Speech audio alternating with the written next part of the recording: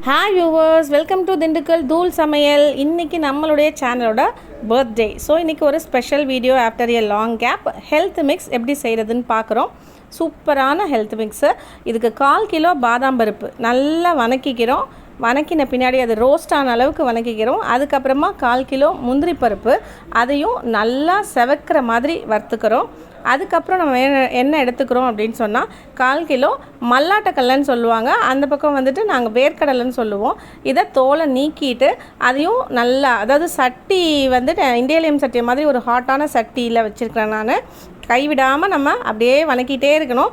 அது கலர் நல்லா மாறி வரும். கிறிஸ்பியாக ஆகிற அளவுக்கு நல்லா வணக்கிட்டு அப்படியே நம்ம அப்படியே ட்ரான்ஸ்ஃபர் பண்ணிகிட்டே இருக்கணும். இது வந்து வெள்ளை எள்ளு ஒரு 100 கிராம். அதுவுமே வந்துட்டு படபடன்னு பொரிக்கும். அந்த ஸ்டேஜ் வரைக்கும், கலர் மாறுற வரைக்கும் ஸ்மெல் லைட்டாக வரும் உங்களுக்கு இந்த வெள்ளை எள்ளில். அது வரைக்கும் நல்லா நம்ம அப்படியே வணக்கிக்கணும், ஹை லோ பண்ணி.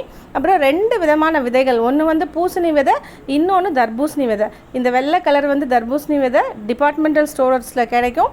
அது ஒரு பேக்கெட் ஒன்று வாங்கிக்கணும். சின்ன பேக்கெட்டே வந்துட்டு உங்களுக்கு எவ்வளோ தேவையோ அதுக்கேற்ற மாதிரி. இது வந்து பூசணி விதை. இதுவும் ஒரு 50 கிராம் அல்லது 100 கிராம்ஸ் இருக்கும். உங்களுக்கு தேவைக்கேற்ப வாங்கிக்கணும்.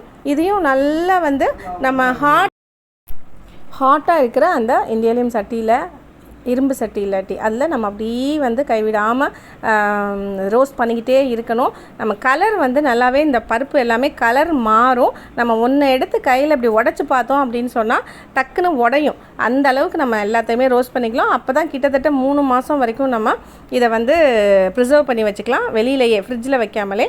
இந்த ஸ்டேஜில் எல்லாத்தையுமே வணக்கினதுக்கு அப்புறமா நல்லா ஆற வச்சுக்கணும். ஆற வச்சுட்டு ட்ரை மிக்சியில் போட்டு நல்லா அரைச்சிடணும். ஒரு பிளாஸ்டிக் கரண்டி அது மாதிரி உள்ளே விட்டு கிளறி விட்டு, அதாவது எல்லா பருப்புமே எல்லா சைடும் ஸ்ப்ரெட் ஆகிற மாதிரி கிளறி விட்டு நல்லா வந்து அடிச்சுக்கணும். இதை நம்ம ஒரு பாட்டிலில் எதுலையாவது சேவ் பண்ணி வச்சுக்கிட்டோம் அப்படின்னு சொன்னால், குழந்தைங்களுக்கு பால் கூட இதை போட்டு கொடுத்தோம் அப்படின்னா சூப்பராக இருக்கும்.